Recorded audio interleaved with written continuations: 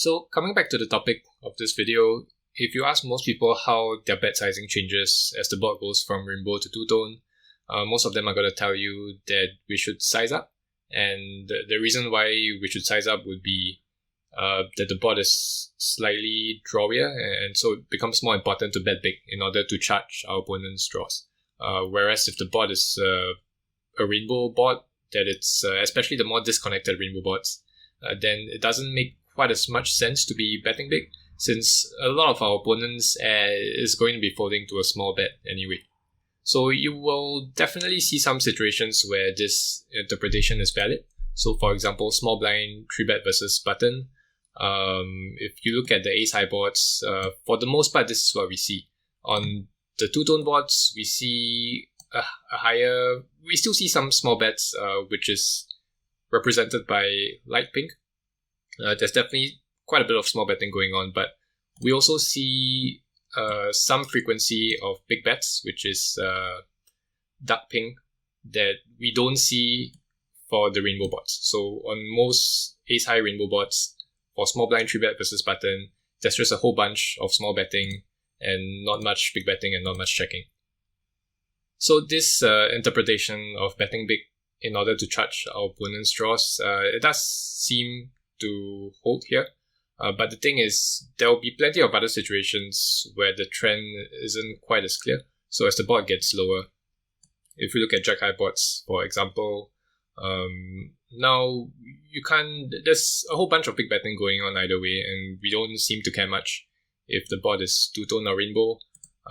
If you look at slightly tighter ranges, for example, small blind 3-bet versus low jack, then you're going to notice something entirely different as well. So on ace high boards, there's just no big betting at all whatsoever. And then as the board gets lower, so this is pretty interesting, right? As if we go down to queen high boards, then now what we see is that there's actually more big betting when the board is rainbow. So it's the complete opposite trend of what we saw when ranges were wider. So clearly this idea that we're betting bigger in order to charge our opponent's draws, it works sometimes, but not in 100% of spots. So what we're going to do in the rest of this video is I'm going to try and explain some of the trends that we see here. There's obviously a whole bunch of things going on, so I'll just try to break them down one by one, and by the end of this video, hopefully we'll be able to have a better understanding of how tone affects our strategy. So the first thing I want to do is to debunk this idea that we always bet small on dry boards. Here we have a very dry ace-8 deuce rainbow board, big blind 3-bet versus button, and you can see we're mostly going for the small size at a high frequency. But what I've done over here is I've run the same board, but what I've done is I've removed all of the marginal hands from the big blinds range. So I've removed all of the weak ace-x, the underpairs, as well as the 8x, the middle pair hands. And once I do that, you can see that it's actually the big size that's preferred. So clearly it doesn't, you can't just look at the board texture and make your decision based on that.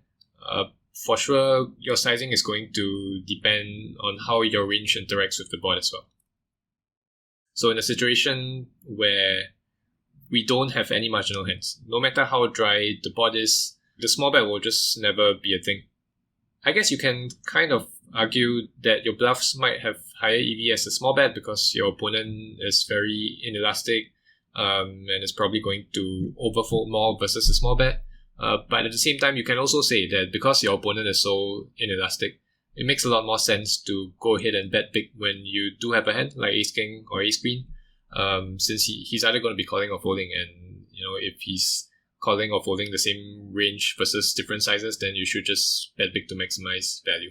In fact, it would make more sense to go big because most of your EV is going to come from your strong hands. So it makes sense to choose a size that your strong hands are comfortable with instead of going with a size that your bluffs want to use. So that's actually a really important thing to understand. Bet sizing very rarely depends on what your bluffs want to do. It usually depends on what your main hands want to do. In terms of bluffs, if you bet a small size, you're kind of you're not going to get as many folds, right? So you're risking a small amount to get less folds. If you size up, then you're risking more to get more folds. So your EV ends up being around the same. Whereas with your mate hands, there are some hands that clearly want to bet big, and some more marginal hands like middle pair that clearly want to bet small if they're betting at all. So if you have some kind of bluff, what you need to do is to think about what your mate hands want to do, and then from there, your bluffs will just mirror that sizing. So for example, in a situation like this where we don't have many marginal hands in our range is really polarized, so definitely the correct size would just be to go big. Whereas in a situation like this where we have a bunch of under pairs and middle pair hands in our range that make a lot of sense to bet, the correct sizing would be to go small, and you can see our bluffs are just going along with whatever size our mate hands choose. So the reason why betting something like middle pair is so effective on this board is because of how much equity we deny. We get to fold out a bunch of overcuts like King Jack, Queen 10, Jack 10 offsuit, and it doesn't actually matter how big we bet, these hands are still going to fold. And on top of that, because we're not making it so big, we still get called by this region of sevens through threes, so that makes the small bet really effective. It allows us to bet more hands like 8x, 9s and 10s for protection and thin value.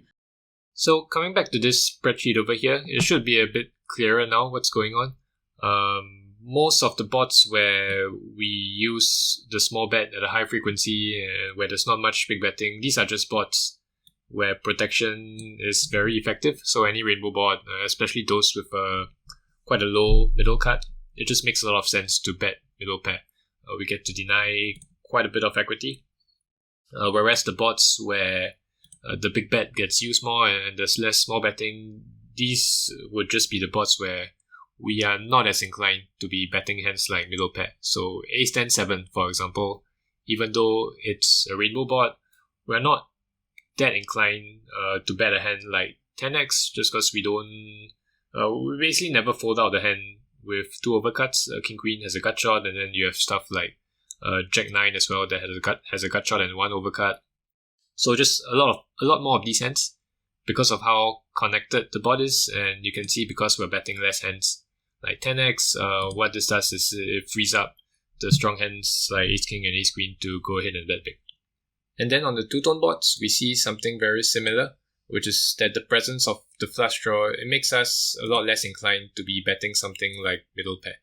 So yeah, when you have a hand like middle pair or an under pair, a lot of the flush draws have one or two overcuts versus your hand. So your equity when called is going to be much lower, and it's also really difficult to realize the equity that you do have if you think about how the hand is likely to play out. Let's say you make this small bet on the flop.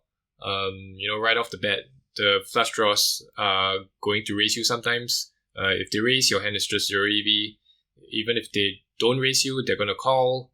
And let's say the turn is a blank, you're probably going to check. And now he has this option of trying to bet. He has this option of betting and trying to bluff off your hand. He can also check back and see a free river if he checks. And let's say he doesn't get there on the river, you're probably going to check again. And then his missed flush draws, at least those with no showdown value, they're going to be very high frequency bluffs. And of course, once he bets the river in that spot, your hand is again going to be close to 0 EV. So it's just really difficult to get to showdown, specifically when you have a marginal hand and your opponent has a flush draw.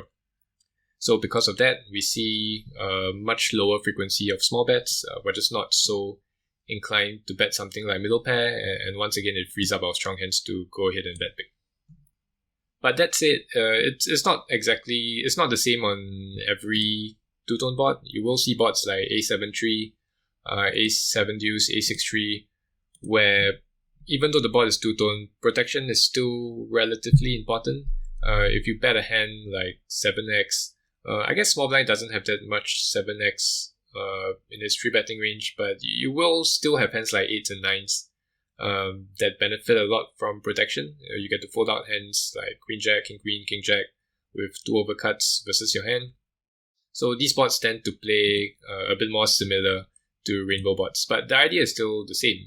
No matter what the bot is, you want to ask yourself, how important is protection, and how interested am I in betting marginal hands? And if the answer is that you are very interested in betting marginal hands, then you will always see a strategy where you have a high frequency of small bets, and your strong hands will kind of be forced to bet small at a high frequency as well. But if the answer is that you're not that interested in betting marginal hands, then what we see is a lower frequency of small bets. So there's going to be more checking with our marginal hands. And because of that, it frees up our strong hands to go ahead and bet big. Hey guys, hope you enjoyed that little snippet. You can find more of my videos on the Run It Once website. And for the month of May, I'll also be conducting weekly group coaching sessions. The first one is free, and the remaining 3 will be open to all, to both essential as well as elite subscribers. So do check out the description for more details, and I'll see you guys then.